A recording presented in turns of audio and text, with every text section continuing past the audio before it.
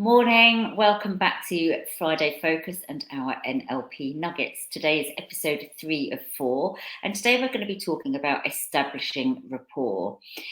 That kind of means when you're in sync with somebody, when you feel that level of comfort when you're in a conversation and you have courage and you can actually establish crucial conversations because you know that there's that level of comfort. Yeah. So just have a think back on any conversations that you've had. Have you ever felt that you've been kind of feeling in an awkward situation where things just didn't flow? Or you've been in a meeting and things went really well and you felt really in tune with the people that were in the meeting? So this actually can be related back to either having lack of rapport or great rapport. So lack of rapport is when we feel with someone, when we pick up from body language that things just aren't quite in sync.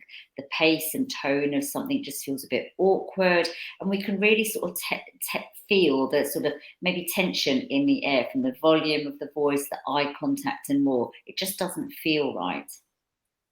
Yeah, and we were saying that sometimes that rapport just comes really naturally and it happens, and other times we have to kind of be mindful in making that rapport happen, or encouraging that, or trying to establish rapport and then maintain it. And there's a way you can do this, isn't there, BB? It's about being self-aware, being aware of the situation, the other person.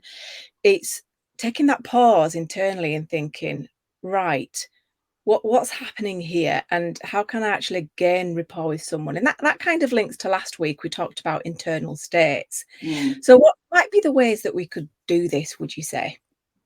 Well, I think first of all is how you're positioned when you're sitting with somebody. It's always great rather than to be sitting opposite somebody and kind of almost confronting them, sitting at that 90-degree angle. Then you can kind of observe where they're coming from, what their internal state is like. Because as we said last week, that shows up in our breathing, the pace that we're talking. Are we breathing from the diaphragm? Are we breathing shallowly from sort of our chest or our neck area? But also just the posture, the physical, how people are sitting. Are they really upright and quite tense, or are they actually quite relaxed? And what Mm. that allows us to do is to mirror or match how they are, so that when we can sort of pace and lead. And the reason behind that is mentally, we know from our subconscious that people like people who are like themselves. And so if they see that you are mirroring or matching their physiology, their level of breathing, or their pace, then their subconscious doesn't feel that it has to defend itself. It feels that it can relax as well. And so that allows the flow to come between the two people, and that is how rapport starts to be established. Yeah, and you can almost take it one step further in the way that, let's just say, for example, somebody's come in and they're looking really stressed. You can tell maybe they're a bit flushed, or they're talking fast, they're not breathing deeply, like some of the things that you've mentioned there. Mm. One way to help them feel connected is to not be as stressed or as hyper as they might be, but kind of start to speak at the same speed as them and a similar energy, and then consciously with them start to slow it down, start to breathe differently, start to relax. So it's like you're subconsciously bringing them into a more calm state, and that works really well for people that are panicking as well about things. Instead of actually saying, let's just calm down, because we know that with the mind, when that physiology takes over, it's very hard for the for the conscious mind, for the cortex to actually listen and Yeah. receive it. So it's like body language, speaking body language, isn't it? Yeah. And if you're in a sort of a high pressure state, someone's saying to you, oh no, just calm down, you'll be okay. That we know that that's not going to help. So it actually has to be a subconscious thing. So yeah, absolutely agree. So matching their style, their subconscious is going to think, okay, this person is like me. I don't have to be defensive.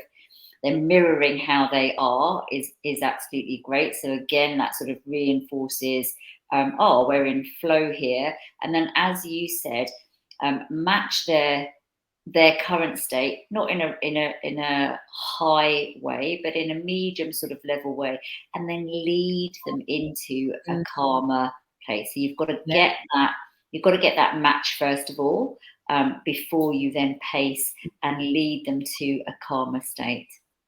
yeah. And just one more thing to add there, BB, I loved what you mentioned there about the like seating position, and I think, and a really good example of this for managers, if in a manager situation, is if you've got somebody coming in for performance review, they're naturally going to feel a little bit anxious in any Mm, case. You know, it's natural for humans to, you know, feel reviewed.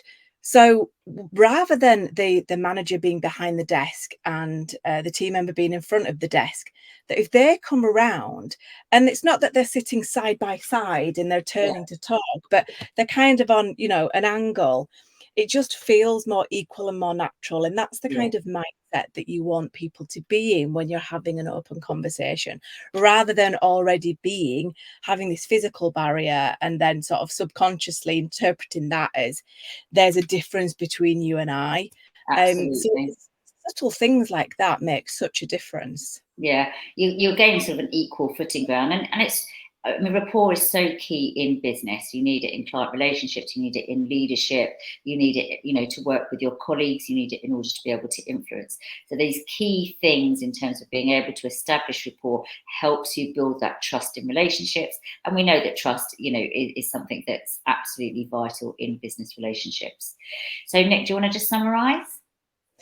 Yeah. So basically, well, we talked a little bit about words as well, didn't we? There, and that might be something that we do on the fourth one. We're Yeah, going to work. see the fourth one. Language we use is a whole other story, isn't it, with NLP?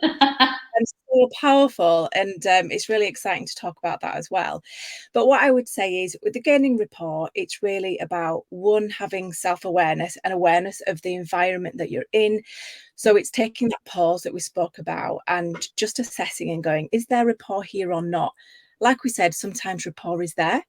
Other times we have to just take those mindful steps to bring that rapport together for the purpose of a successful solution to whatever you're going into. So we're either establishing rapport, or sometimes we're even regaining rapport when something goes a little bit skewy during a conversation. Um, and that's where we are this week. Do you want to add anything else onto that, BB? Or Yeah, I just think to summarise the tips, we're talking about, get in there, find out, is there rapport immediately, or do I need to establish it? How do I yep, establish it? Observe, pay attention to what's going yep, on, check out the physiology, check out the breathing, see if you can match, mirror, lead, and pace. And hopefully, with that, you will be able to establish and regain rapport when you need to. perfect. Thank you so much, BB, and we'll see you all next time. Thanks very much. Take care, everyone. Bye.